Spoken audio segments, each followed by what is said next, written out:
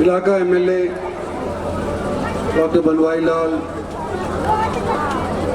जिला चेयरमैन मनोज, जिला vice chairman Anil, सम्मानित मंच जीतराम मनेठी का, माजरे का, मतलब माजरे का इनका इसने बड़ा काम किया है। सम्मानित मंच, यहाँ पाली में आई हुई इलाके की सरदारी, सम्मानित माताओं, बहनों, बुजुर्गों, नौजवानों और दोस्तों, जीतराम सरपंच ने मेरे को कहा कि भाई आओ बैठाओ, गाड़ी के अंदर लेके चलते, और कोई आधा किलोमीटर 1 किलोमीटर का फासला होगा मेन रोड से यहाँ तक। पहली बार मैंने देखा है कि पेड़ों के ऊपर लुके बैठे और एकदम से पेड़ में से फूल की बरसात होया करती। भाई जीतराम बहुत बढ़िया, तेरे साथियों ने प्रोग्राम रचाया, तेरा बहुत बहुत शुक्रिया। और आप सबसे जो निवेदन करना है वो मैं बता ही देता हूं कि मैं आप लोगों की वोट की अपेक्षा रखता हूं। 2 बार पहले आपने मुझे यहां से लोकसभा के अंदर भेजा और हर बार पिछली सरकार के अंदर जो मेरे को वोट मिली थी उससे ज्यादा की बात को लेकर के मिली। इस बार मैं ये उम्मीद कर रहा हूं क्योंकि यहाँ का कोई लोकल एमएलए एमपी मेरे प्रतिद्वंदी नहीं है। अगर कोई है भी तो जमुना के पार का है, तो आप उसको जानते भी शायद नहीं होंगे। वो आपके गांव में तो आएगा देखने के लिए कि भाई यहाँ की जनता क्या सोचती है, क्या करती है। लेकिन मैं 45 साल का आपका बरखा हुआ सदस्य, कई बार जिताया हुआ, और आपको पता है कि जो मैं कहता हूं सो मैं करने की पूरी कोशिश करता हूं। बात करके मैं उलट नहीं जाता, अपनी बात का धनी हूं, ये सबको पता है। आज के दिन के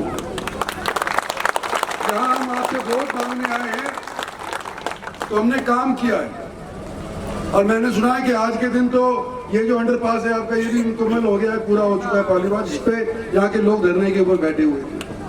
इतना भारी हाईवे, इतना भारी डेडिकेटेड रेल फ्रेट कॉरिडोर, बगल के अंदर ही गोठड़ा के अंदर सैनिक स्कूल, कोई ऐसा काम यहाँ पर ऐसा नहीं हुआ हो भारत सरकार की तरफ से जो मैंने चाहा नहीं हो। सब जो हमने चाहे, जो पब्लिक ने चाहा, यहाँ पे हुआ है।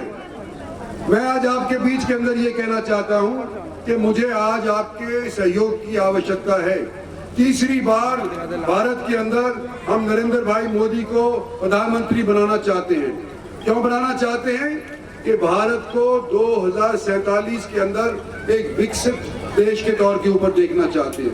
मेरे जैसे तो नहीं देख पाएंगे, हो सकता है डॉक्टर बनवारी लाल जैसे भी नहीं देख पाएंगे, लेकिन ये बच्चे हैं, ये तो जीवित रहेंगे कि 2047 के अंदर जब 100 साल आजादी के पूरे हो जाएंगे, उस टाइम हमारा देश एक विकसित हो। ये संकल्प हमने लेकर के आज के दिन आपसे वोट मांगना तय किया है। साथियों,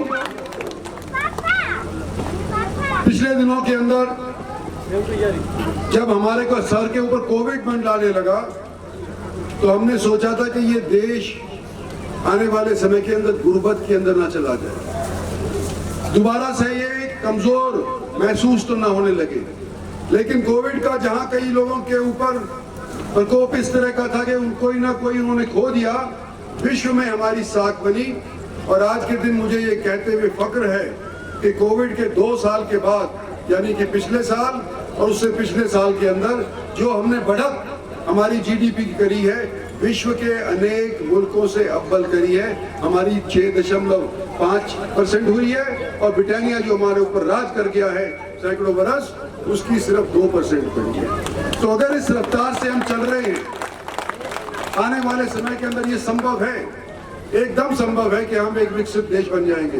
तो आज जो लोग नई बार और पहली बार अपना वोट डालना चाहेंगे और डालेंगे, उनसे मेरा यही निवेदन है कि इस बार आप अपने वोट का प्रयोग इस तौर पे करो कि आपने देश के निर्माण के लिए अपना वोट का प्रयोग किया है। खासतौर पे जो बच्चे भागे भागे मेरे साथ आए, और ये भी ड्यूटी लगाना चाहता हूँ कि अपना तो वोट डालोगे ही देश के निर्माण के लिए, लेकिन साथ साथ एक बूढ़े आदमी को, वृद्ध आदमी को, अपाहिज आदमी को, सबसे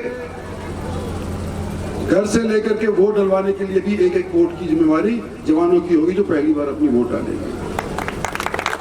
साथियों, बहुत अच्छा लगा इतनी भारी तादाद के अंदर आप लोग आए। पिछली बार मैं आपका धन्यवाद नहीं कर सका था, लेकिन जिस तरह से मेरा स्वागत आज के दिन हुआ है, धन्यवाद आपके गांव के अंदर करने के लिए अवश्य आऊंगा। पिछले दिन जब तक मैं नहीं आता, आप अपने आप को इंद्रजीत सिंह समझो और मेरे लिए जगह जगह जाकर के वोट मांगो और 25 तारीख को कमल का बटन दबा करके मुझे दोबारा से विजयी कराओ। ये मेरी आप लोगों से उम्मीद है और अपील है। धन्यवाद। जय हिंद।